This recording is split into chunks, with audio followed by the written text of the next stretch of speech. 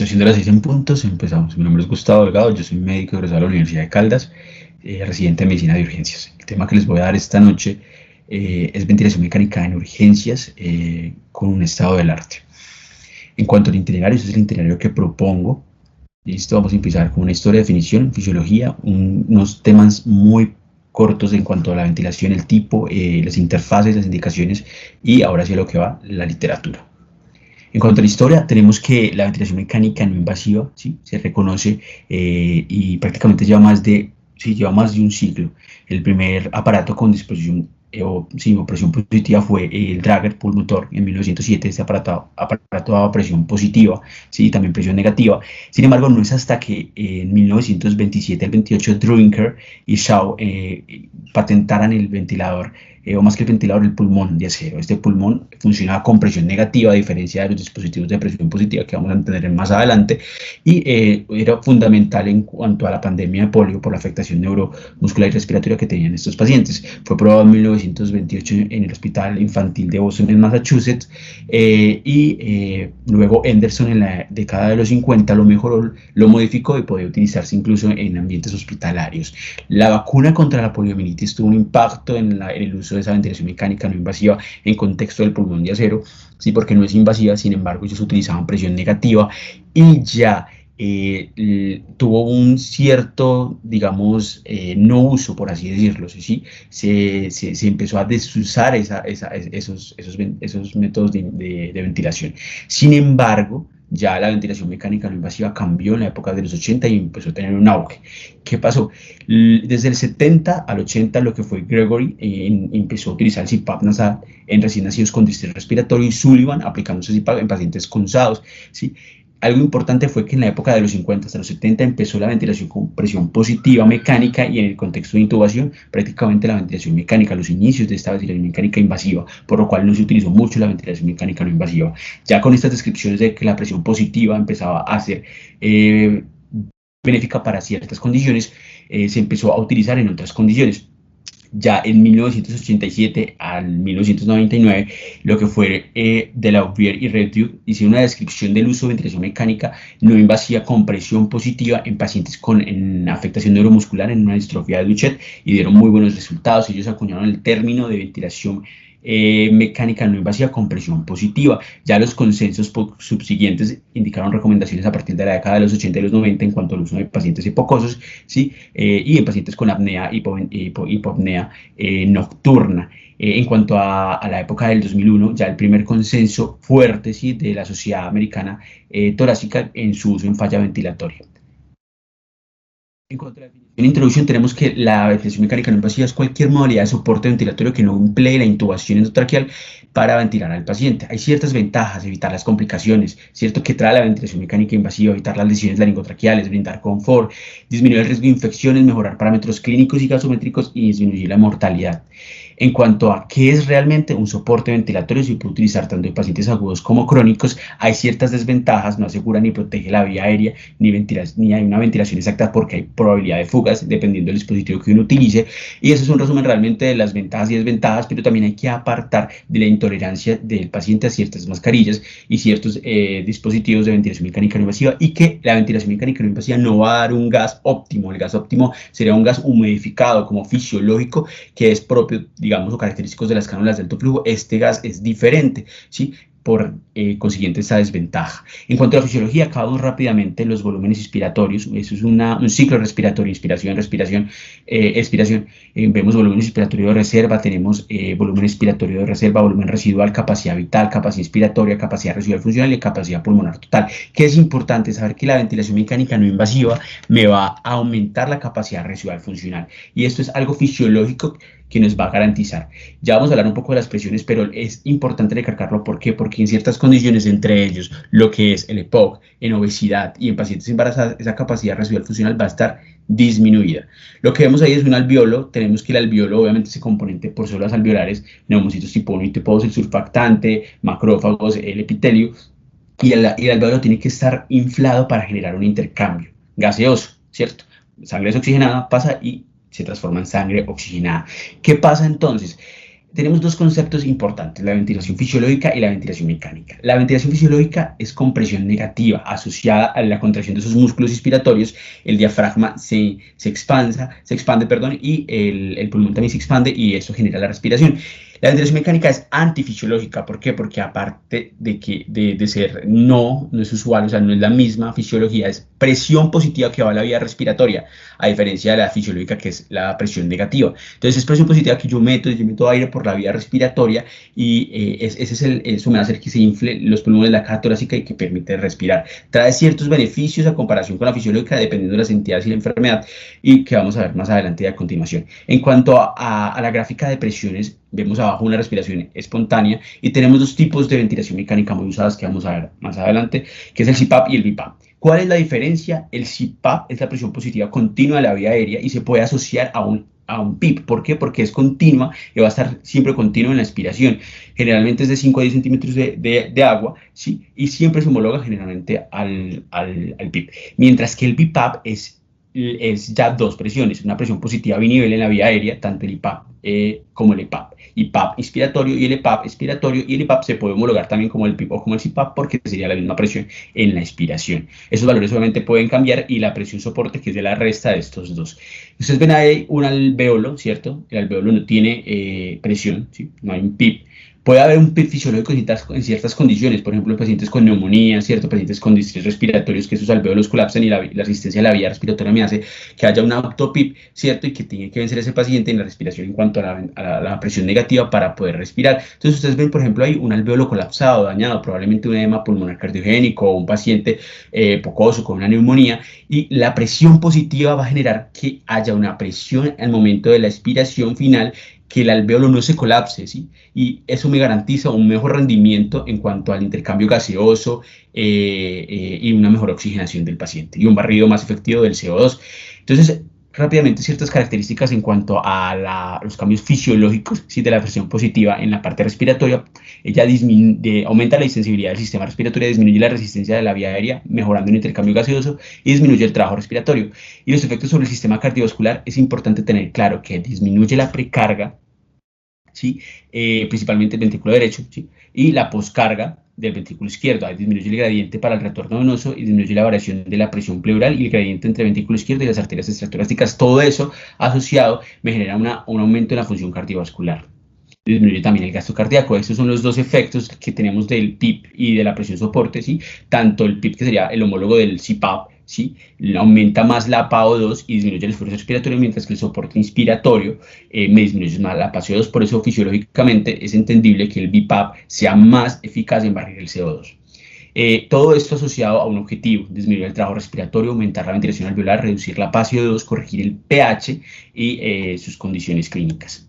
En cuanto a los tipos de ventilación mecánica, tenemos ventilación controlada por volumen, ¿sí? Que puede ser ciclada por tiempo, ¿sí? Que siempre debemos programar una frecuencia respiratoria, un modo controlado que lo encontramos como C y un modo asistido controlado que es AC. Esa es una ventilación controlada por volumen. Sin embargo, la más frecuente siempre va a ser por presión, que puede ser un modo PSB, que es ciclada por flujo, un PCB, ciclada por tiempo, un modo, y estas a su vez pueden ser o modo espontáneo, S, espontáneo controlado, ST, y controlado. Eso me quiere indicar que el paciente puede arrancar una respiración por sí solo, o hay un rango de seguridad para poder decir, no, si el paciente se pasa de esta frecuencia respiratoria, él arranque la máquina inmediatamente, o el controlado, que simplemente la máquina me va a arrancar siempre el inicio de la inspiración del paciente. Como les dije, CPAP, BiPAP, otros términos. En cuanto a estos tenemos la rampa, el ciclado, el triggers, el tiempo inspiratorio, o que también es dominado en otros ventiladores como la relación inspiratoria-expiratoria, que uno puede programar para tener esos diferentes cambios, y eso realmente lo utiliza mucho más el terapeuta respiratorio y el fisioterapeuta en cuanto a lo que requiere y necesite el paciente. Esta rápidamente es una grafiquita donde ustedes ven los tipos, tipo modo S, modo ST y modo T. Miren cómo arranca el paciente espontáneo, ¿sí? Mientras que en el otro arranca, pero hay una frecuencia respiratoria de seguridad, se pasa más de 5 segundos y la máquina hace un arranque, ella, y el modo T, que realmente la máquina siempre va a arrancar la respiración. Comparación rápida entre CPAP y BiPAP para tenerlos claros. Entonces ya sabemos lo de las presiones. Si una es en todo el ciclo y que se puede homologar a la PEP, que sería el CPAP y el BiPAP en los dos ciclos, inspiratorio-expiratorio, tanto el IPAP y el EPAP. Eso es importante porque, como ya lo vimos fisiológicamente, el BiPAP se usa más en insuficiencia respiratoria hipercápnica y en exacerbación de POC porque tiende a barrer más el CO2, mientras que el CPAP se limita más al uso en respiración hipoxémica, aunque hay varias contraindicaciones y la literatura pues es diversa, pero se usa más en edema agudo de pulmón, ¿sí? Y en el síndrome de apnea obstructiva del sueño. Las gráficas que muestran obviamente las presiones en cuanto al CPAP y el BiPAP. Los ventiladores pueden ser domiciliarios, intermedios y ventiladores en la UCI.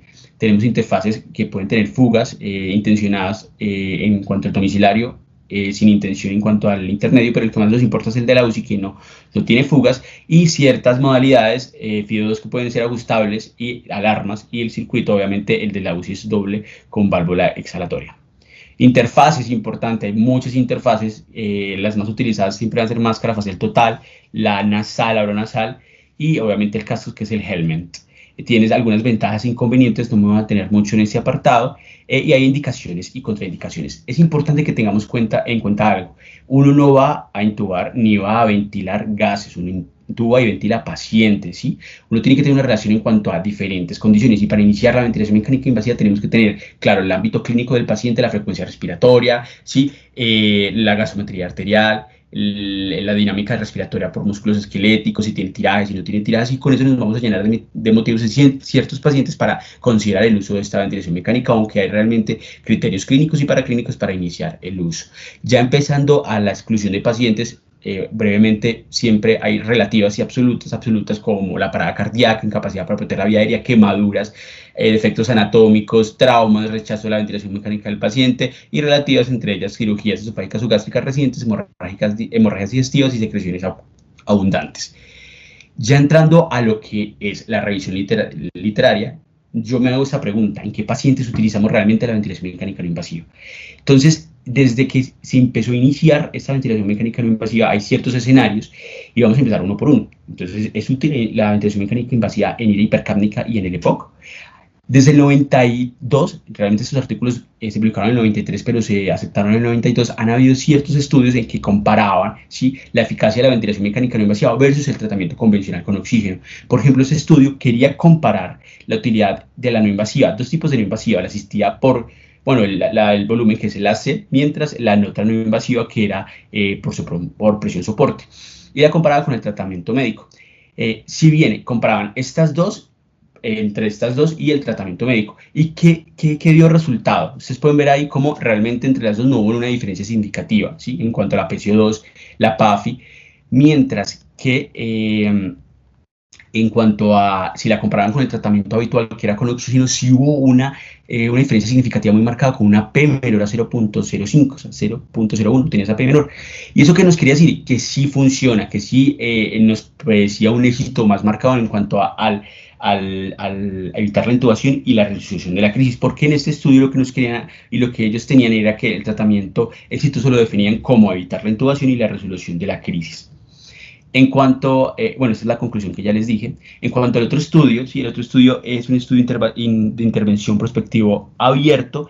Ellos acá querían evaluar lo mismo, ¿sí? Realmente cogieron 14 pacientes con exacerbación sin respuesta a tratamiento médico, y lo que hicieron fue evaluar tres respuestas o tres parámetros principales en cuanto al uso de ventilación mecánica, lo que fue el pH, la PCO2, la frecuencia respiratoria y la saturación de oxígeno.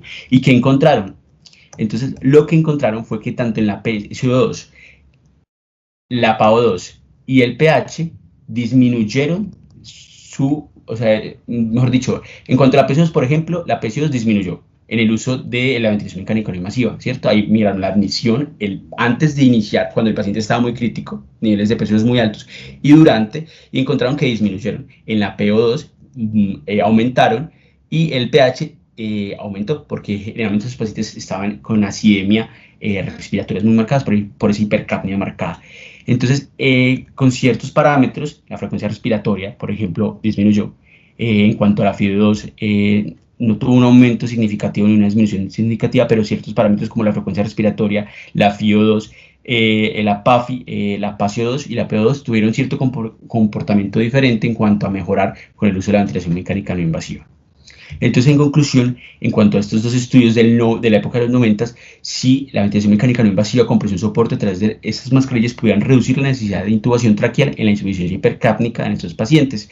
Pero entonces se preguntaron, bueno, listo, la hipercápnica, pero ¿qué hay de la falla respiratoria en los demás pacientes? Este estudio del 95 quería evaluar pacientes con falla respiratoria independientemente de la causa y el uso de la presión, de la ventilación mecánica no invasiva. ¿Y qué encontró? Encontró, por ejemplo, en cuanto a la necesidad de intubación, ¿sí? Que disminuía, ¿sí? Porque el grupo de control que recibió terapia no invasiva, o sea, la terapia estándar, que era el manejo médico, 73% requirió intubación, mientras que los pacientes que no tenían, que tenían la no invasiva, perdón, solamente el 31% requirió intubación. Entonces hubo un descenso en la necesidad de intubación con una P significativa. En cuanto al grupo de pacientes, los pacientes generales, son todos los pacientes, el ítem B son los pacientes que realmente son hipocosos, fue mucho más marcada la reducción en cuanto a la probabilidad de intubación. ¿Sí? Del 67% del grupo de control al 9% de pacientes que requirieron intubación, que eran hipocosos y que utilizaron ventilación mecánica no invasiva. Eso se vio entonces tanto en la frecuencia respiratoria, en la frecuencia cardíaca, que disminuyó, la PaCO2 también disminuyó, y la PO2 de forma significativa aumentó en estos pacientes con la disnea disminuida en este ítem. Entonces ellos concluyeron que la ventilación mecánica no invasiva sí podría tener un componente importante en AIRA, ¿sí? Cualquier falla respiratoria, sin embargo era mucho más marcada en los pacientes con EPOC. Y este metaanálisis del 2022, uno de los primeritos, recalcó varios estudios, entre ellos americanos, ingleses, franceses, españoles, ¿sí? Y vieron y compararon esto en tres grupos principales, el grupo A, grupo B y grupo C. El grupo A, que realmente era el acumulado, todos los pacientes, el grupo B, cuando solo eran pacientes con EPOC, y el grupo C eran mixtos, ¿sí? Ciertos diferentes escenarios que incluían pacientes mixtos, y encontraron que si bien había una reducción significativa, ¿sí? En el grupo A era mucho más marcada en el grupo B. Era mucho más marcada. Mientras que en el grupo C no había una diferencia significativa. Es importante recalcarlo porque eso nos dio a entender que era mucho más efectiva la ventilación mecánica no invasiva en el grupo de EPOC. Y esto hablaba sobre la mortalidad, el riesgo entonces del paciente fallecer. La conclusión fue que realmente la no invasiva era superior, ¿cierto?, a otras alternativas como el tratamiento estándar de soporte, principalmente en pacientes EPOCosos. En cuanto a las recomendaciones actuales del 2024 de la guía GOLD, nos habla de sí o sí una evidencia tipo A en la ventilación mecánica no invasiva en exacerbación con paciente con EPOC, ¿sí? Ya que va a reducir la duración de hospitalización, mejora la supervivencia, mejora el intercambio gaseoso y se sabe que sirve. En pacientes con hipercapnia crónica grave que no tengan una exacerbación aguda, pero que hayan tenido exacerbación de insuficiencia respiratoria aguda y hayan requerido previamente estancias hospitalarias, se ha beneficiado, sin embargo, con una evidencia B y nos dan unos criterios para iniciar la no invasiva en este grupo poblacional. En cuanto al edema pulmonar cardiogénico y la ventilación mecánica no invasiva, tenemos entonces este metaanálisis, ¿sí?, que fue publicado en el 2005. Y acá el objetivo era revisar sistemáticamente si tenía un efecto a corto plazo de la ventilación invasiva sobre los resultados clínicos principales. Entonces, ¿qué encontramos? Ellos evaluaron en cuanto a desenlace, ¿sí?, de mortalidad, y encontraron que era a favor la terapia de ventilación mecánica no invasiva versus la convencional, con una P significativa. En cuanto a los efectos de la no invasiva para el riesgo de intubación, también era a favor. Y en cuanto a los efectos de la presión positiva versus la otra presión positiva. Este metaanálisis tenía algo particular, que era que evaluaba dos tipos de presión positiva, ¿sí? Pero si bien las dos fueron fundamental, si lograron, digamos, reducir mortalidad y probabilidad de intubación, cuando se compararon las dos, pues no hubo una estadística diferente, no hubo una diferencia significativa en este grupo poblacional, con una P obviamente que no era significativa. La conclusión fue que la ventilación no invasiva reduce la necesidad de intubación y la mortalidad en esos pacientes con edema pulmonar cardiogénico agudo, aunque el nivel de la evidencia nos habla que el CPAP, si ustedes se pueden devolver acá y vemos en cuanto a la ventilación, vemos que el CPAP tiene una PEP, el CPAP es el de abajo, la ventilación de BiPAP es acá arribita, una P que, no, que si bien es menor a 0.05, la del CPAP es mucho mejor. Pero cuando se compara este grupo entre las dos, no es estadísticamente significativo. En cuanto a la ventilación mecánica, es un tema muy discutido, ¿sí? Los principales objetivos de esta revisión fue una revisión sistemática. Era determinar la ventilación mecánica no invasiva en adultos con asma y exacerbación grave del asma. ¿Qué concluye el estudio que se realizó mediante Cochrane? ¿Sí? Ellos solo lograron encontrar en la literatura dos estudios, el Gupta y el Strokis, y encontraron que realmente comparando estas dos técnicas, no había una evidencia buena, ¿sí? En cuanto al uso de ventilación mecánica no invasiva. Ahí tuve un problema con la diapositiva, lo siento. Lo que realmente quiere decir estas grafiquitas era que en estos dos grupos que compararon la prueba de intubación, si bien sí fue característico la necesidad de que era un poquito, de que los pacientes con asma eran menor la intubación, si utilizaban el CPAP en comparación con la terapia convencional, no era, no era una diferencia significativa. Mientras que si comparábamos en cuanto a la frecuencia respiratoria y otros ítems, no era clara esta indicación. Algo sí es muy importante, en esos dos estudios no hubo mortalidad, ¿sí? Entonces no se pudieron comparar estos dos escenarios. Pero lo que ellos dicen es que todavía requerimos una evidencia muy grande para dar una recomendación. Sin embargo, no hay una buena recomendación en el uso del asma. Este artículo del 2005, ¿sí?, nos quería evaluar el CPAP, el CPAP y la intubación mecánica invasiva por un método estándar. Entonces, lo que hicieron fue comparar estos dos grupos y lo que encontraron fue que si bien en el grupo de intubación mecánica no invasiva, en los pacientes con trauma de tórax, la P2 era mayor los primeros días, bajaba, ¿sí?, casi que era igual en su comportamiento en comparación con el grupo de CPAP. En cuanto a la PCO, sí no tuvo un comportamiento igual. Las complicaciones, se encontró que había más neumonía asociada, ¿sí?, o nosocomia asociada al uso de la intubación que al CPAP. Y realmente la conclusión de ellos es que el CPAP, ¿sí?, condujo a una menor mortalidad y una menor tasa de infección nosocomial, pero a una oxigenación y duración de estancia no similares, y que realmente el uso de un CPAP en estos pacientes todavía requería un apoyo de la literatura. ¿Qué pasó? Resulta y acontece que en el 2023 salió un estudio, ¿sí?, un estudio en un ensayo aleatorizado abierto multicéntrico que se llamaba el estudio Optito, y donde ellos concluyeron realmente que ellos comparaban la columna de alto flujo con la ventilación mecánica no invasiva preventiva, y ellos concluyeron que no redujo la tasa de intubación endotraqueal ni complicaciones respiratorias secundarias en comparación con la ventilación mecánica tardía. Resulta que ellos querían comparar si la cánula de alto flujo y la ventilación mecánica no invasiva preventiva en pacientes con trauma torácico de alta energía, con un score de trauma torácico por encima de 8 y una PAFI por debajo de 300, y lo que querían saber era que si realmente esos pacientes podían prevenir las secuelas a futuro. Y el grupo de control de los pacientes que realmente no se les hacía ventilación mecánica no invasiva, y simplemente lo que iban a hacer era esperar a ver si tenían desenlaces, por ejemplo, lo que ocurrió en la mayoría, una PAFI menor de 200 y una intubación, y encontraron que realmente no disminuía las secuelas ni las complicaciones de este trauma. En cuanto a la ira hipoxémica y la neumonía, la ventilación mecánica no invasiva sí tiene indicación, sí tiene. Varios artículos se han publicado. Realmente este artículo, por ejemplo, nos hablaba y en cuanto al uso de ventilación mecánica no invasiva en pacientes con neumonía adquirida en la comunidad. Y ellos que encontraron, miraron ciertos parámetros en cuanto antes de la no invasiva, 30 minutos con esa ventilación mecánica no invasiva y 30 minutos después de la no invasiva. Y encontraron que la PAFI sí mejoraba realmente, pero luego disminuía. La PaCO2 no tenía un comportamiento tan estable, ¿sí? Y la frecuencia respiratoria, aunque mejoraba, luego de retirar la ventilación mecánica, aumentaba.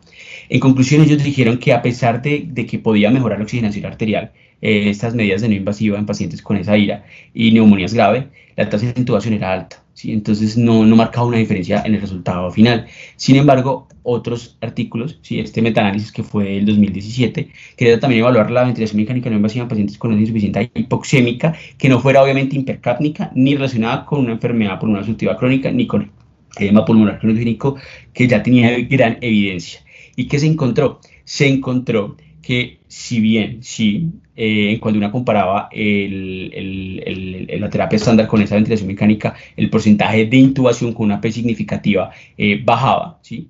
Y también ocurría eso en mortalidad hospitalaria, pero no había una recomendación suficiente para la presión positiva y menos de 2 niveles en estos pacientes.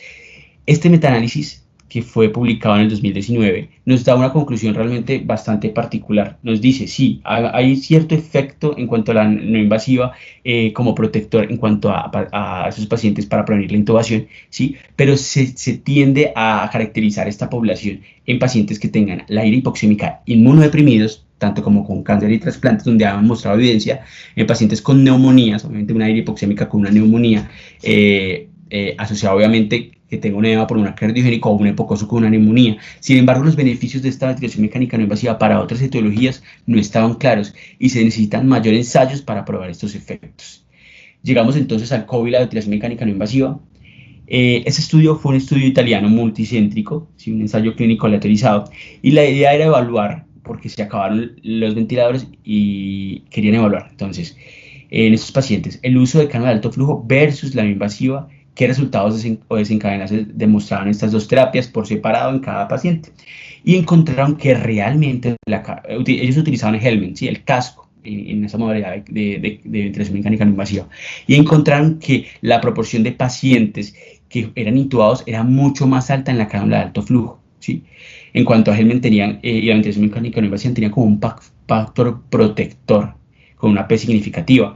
Y ya yéndonos entonces a diferentes ítems en cuanto a lo que es la PAFI, resultaba que era mucho mejor, ¿sí? Tenían un resultados con una PAFI con una P significativa, una PAFI mucho más, aumentaba mucho más con la no invasiva, a diferencia de la PCO2 que era estacionaria y paradójicamente aumentaba más con la cánula de alto flujo. El disconfort era mucho más marcado en los pacientes con la no invasiva, la frecuencia respiratoria mejoró mucho más en la no invasiva. Sin embargo, con una P que no era concordante, entonces realmente no había una diferencia significativa. Y en cuanto a la disnea, sí disminuía mucho más en los pacientes con ventilación mecánica no invasiva. Ellos concluyeron que si bien puede utilizarse, sí, todavía faltan muchos estudios que justifiquen estos ítems y esta utilización en el paciente COVID. Para recalcar, hay un grupo de urgenciólogos en el Hospital de Alicante, en España, que han utilizado la ventilación mecánica no invasiva con una válvula que permite dar presión constante y han tenido buenos resultados en cuanto al uso de COVID, pero ellos dicen que deben utilizarla de forma temprana. La literatura realmente es ambigua y hay mucha contradicción. Esta es una guía de la Sociedad de Medicina de Cuidado Crítico europea y ellos nos dan ciertas recomendaciones y ciertas pautas en cuanto al uso de estos dispositivos. Entonces dicen, sí recomiendan el uso de cánula de alto flujo versus el oxígeno, ¿sí? En pacientes que tengan ira hipoxémica, pero que no tengan ni edema pulmonar, ¿sí? De origen cardiogénico, ni EPOC. Pero no pueden, en cuanto al riesgo de intubación, si hay una recomendación que la cánula de alto flujo disminuya la intubación en esos pacientes. Y todas esas indicaciones son para los pacientes que tengan una ira hipoxémica sin exacerbación hipocosa y sin edema pulmonar.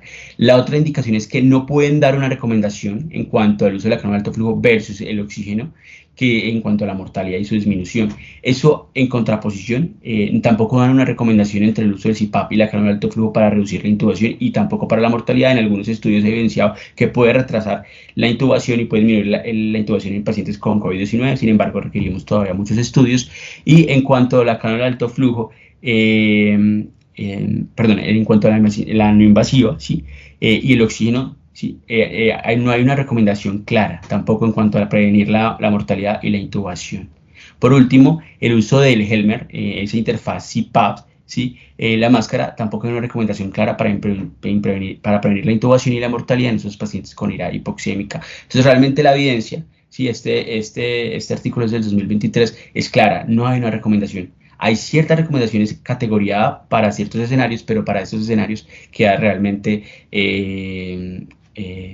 no en desuso, más no limitada su evidencia. En cuanto a posintubación, este artículo original quería evaluar en los pacientes con Waring, ¿cierto? O sea, el destete de ventilación mecánica invasiva y que tengan alto riesgo de falla en cuanto a su intubación, y quería evaluar en comparación con la cánula de alto flujo. Y que dieron cuenta, de los 182 pacientes, 92 recibieron no invasiva y 90 cánula de alto flujo, y el 38.8 pacientes de no invasiva requirió reintubación, mientras que los de la cánula de alto flujo, que fue el 23.3% de los no invasivos requirieron intubación, mientras que el 38.8% de los de la cánula de alto flujo requirieron intubación. ¿Qué quiere decir eso? Que realmente la probabilidad de reintubación fue más alta en la cánula de alto flujo, ¿sí? Y aquí nos habla de probabilidad de estar libre de reintubación. Entonces era más alta la no invasiva. ¿Por qué? Porque esos pacientes no se intubaron tanto como no se reintubaron tantos como los de no invasiva. En su conclusión, estos pacientes críticamente enfermos con riesgo muy alto de fracaso, puede ser útil la utilización de ventilación mecánica no invasiva con un modificador, a diferencia de la cánula de alto flujo. Y la cánula de alto flujo puede ser reservada a otros escenarios, por ejemplo, con baja riesgo de falla en cuanto a la extubación. Entonces, ¿con qué nos quedamos? Y entonces que la egoización de POC, categoría A, ¿cierto? O sea, evidencia A, sí se sirve la ventilación mecánica no invasiva, el edema pulmonar agudo, en los inmunodeprimidos, en el destete, el Waring, ¿cierto? De la ventilación mecánica y principalmente de POC, y nos quedamos con un sinsabor en cuanto a la insuficiencia respiratoria posoperatoria. Yo no pude traer todos los artículos porque la literatura era muy amplia. Sin embargo, esta conclusión abarca gran parte de las indicaciones y el consenso. Entonces, la insuficiencia respiratoria posoperatoria, si bien sirve, se ha demostrado que sirve más para posoperatorios abdominales y cardiotorácicos. En cuanto a el asma, ¿cierto? En ciertos pacientes, pero no ha demostrado muchísima evidencia, y todavía falta mucha literatura para soportar esta hipótesis. Neumonía y síndrome de dificultad respiratoria severo, ya sabemos el consenso del 2023 de esta Sociedad de Medicina Intensiva, que no recomienda su uso de rutina, ¿sí? Y obviamente no podemos prolongar por utilizar estos métodos de no invasivo cuando el paciente tiene criterio realmente de intubación, si no podemos retardar. En ciertos escenarios puede tener evidencia, pero en algunos no. Pero siempre tener en cuenta que cuando tenemos una neumonía o síndrome de dificultad respiratoria severo, en un paciente pocoso, en un paciente que tenga una inmunodepresión, sí hay evidencia que el uso de la no invasiva puede servir. En cuanto al fracaso de la extubación, la hipoxémica de nuevo, ya sabemos que en ciertos escenarios, pero idealmente no, en pandemias virales, los escenarios que hablamos de COVID, todavía faltan muchos estudios en que puede prevenir la intubación. En cuanto a pacientes con ira y orden de intubación, se puede utilizar como techo terapéutico, ¿sí? Y en cuanto a descompensaciones respiratorias, por ejemplo, en síndrome de obesidad y hipoventilación, puede también tener una utilidad. Sin embargo, hacen falta ciertos estudios y una recomendación firme no es clara. En cuanto a la ventilación mecánica en situación paliativa, puede servir no para digamos, salvaguardar la vida del paciente, sino para mejorar los síntomas, mientras que la medicina y el protocolo LILA paliativo entra en acción, ¿cierto? En enfermedades neuromusculares y en patologías restrictivas del tórax sirve, ¿sí? Sin embargo, en casos seleccionados y en traumatismos de tórax ya miramos que la mayoría de la literatura no lo recomienda. Estas son indicaciones de cánula de alto flujo que les dejo. Ya para terminar, quiero mencionarles algo importante, y fue el HACR Score. El HACR Score, todos sabemos que es una escala para predecir el riesgo de intubación, o sea, de fracaso, ¿sí? El riesgo de fracaso de la no invasiva que vaya a requerir el paciente de intubación. Todos sabemos que el HACR se va a corresponder con frecuencia cardíaca, pH, Glasgow, PAFI y la frecuencia respiratoria, ¿cierto? Eso nos da una puntuación. Si es menor de 5, la probabilidad es baja; si es mayor de 5, es alta. Sin embargo, un estudio chino del 2022 quería actualizar el HACR Score y encontró ciertos escenarios en los cuales los pacientes tenían cierto desbalance, ¿sí? Entonces, lo que era neumonía, edema pulmonar cardiogénico, sin dificultad respiratoria aguda, que fuera pulmonar, inmunodepresión, shock séptico y el SOFA, podían alterar y darle mayor nivel predictivo a esta prueba. Entonces llegaron y la modificaron, hicieron un HACR Score actualizado y le dieron cierta puntuación, 0.5 más 0.5 por el número pues, del SOFA, más 2.5 si el diagnóstico es una neumonía, menos 4 si es un edema pulmonar cardiogénico, más 3 si es un síndrome de dificultad respiratoria severo, más 1 si es un inmunodeprimido y más 2.5 si es un shock séptico.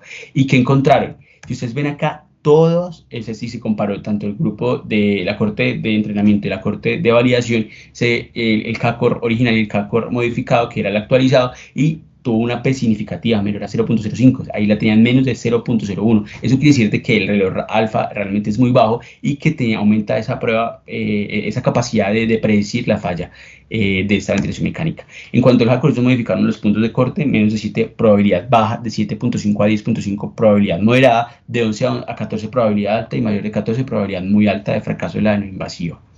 En conclusión, ellos dicen que la puntuación de HACOR Score actualizada tiene un alto poder predictivo para detectar el fracaso de la no invasiva.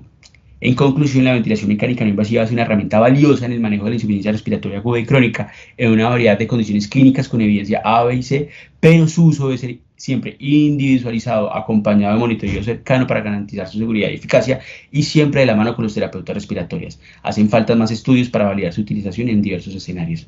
Muchas gracias. Los esperamos el próximo martes a las 6 con la revisión de guía de práctica clínica del doctor Sebastián. Bueno, muy bien. Muchas gracias, doctor Gustavo. Realmente pues, es una buena revisión con una buena pues, revisión de literatura.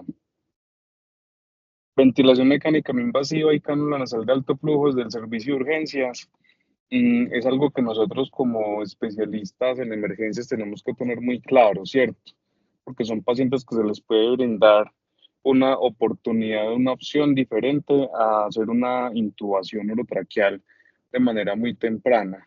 Igual, como se los he planteado y como se los he dicho en muchas de nuestras revisiones, tenemos que tener un equilibrio. No todos van a ser para no invasiva o cánula nasal de alto flujo y no todos van a tener que estar intubados. Tenemos que llenarnos como de razones y condiciones, argumentos y tener muy claras pues cuáles son las indicaciones pues de cada uno de estos dispositivos y cómo los vamos a manejar.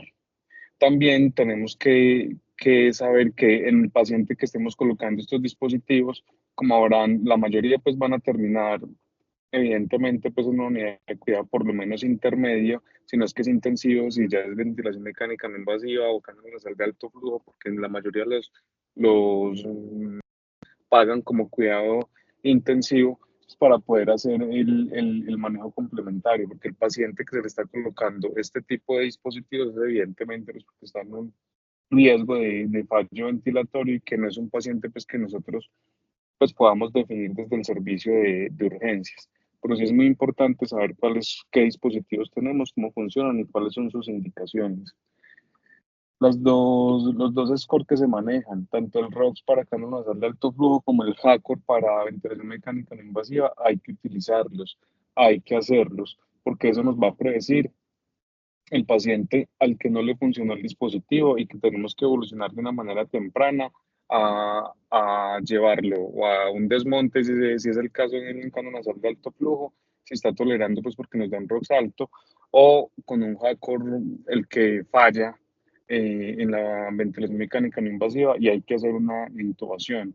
¿Qué es lo que pasa? Hay veces que tenemos que ser muy juiciosos con la puntuación y la calificación del score porque se nos pasa el tiempo y empezamos, a veces se le puede dar el chance, no se ve tan mal y lo que hace el paciente es evolucionar hacia el deterioro. Entonces es una herramienta que debemos utilizar, pero que tenemos que argumentar a través de los scores para tomar decisiones rápidas, tempranas y no dejar evolucionar al paciente, ni tanto al deterioro pues, con la ventilación mecánica o al desmonte si solamente requirió poquito. ¿En qué pacientes evolucionan o les va supremamente bien con ventilación mecánica no invasiva o inclusive con cánula nasal de alto flujo algunos? Con la no invasiva tiene mucha evidencia en edema pulmonar de origen cardiogénico, les va muy bien. Inclusive ciclos cortos, unas 2, 4 o hasta 6 horas en un solo esquema, con eso solamente tiene el paciente, más el apoyo farmacológico que se le dé, el diurético que se le ponga, se requirió vasoactivo, con un solo ciclo de ventilación mecánica no invasiva tenemos muy buena respuesta en este tipo de pacientes. Cuando los manejamos desde el servicio de urgencias, muchas veces cuando tenemos la opción del dispositivo de urgencias, ya se sube a la unidad de cuidado intensivo, ya el paciente prácticamente está manejado. O sea, es una muy buena herramienta para el especialista de emergencias, para este tipo de patologías, porque responde muy bien. Y muchos de los pacientes epocosos también que están casi que en prefalla o inclusive en falla, pero son esos pacientes que uno no quiere hacerles una intubación orotraqueal, porque cuando uno les hace una intubación orotraqueal prácticamente los condena por su condición nutricional, por su época avanzada, por su patología, por su anatomía pulmonar. Son pacientes que uno dice, yo intubo a este paciente, probablemente me vaya a terminar en traqueostomía. Entonces son ese tipo de pacientes que uno les da un chance con la ventilación mecánica no invasiva y que muchas veces responden muy bien. Y lo otro es intercalar ventilación mecánica no invasiva con canal nasal de alto flujo. También tenemos pues como muy buena respuesta en muchos pacientes. ¿Qué es lo importante? Equilibrar, no quedarnos con lo uno, tomar la decisión adecuada para saber a quién vamos a intubar y tener muy claras las indicaciones para el uso de estos dispositivos.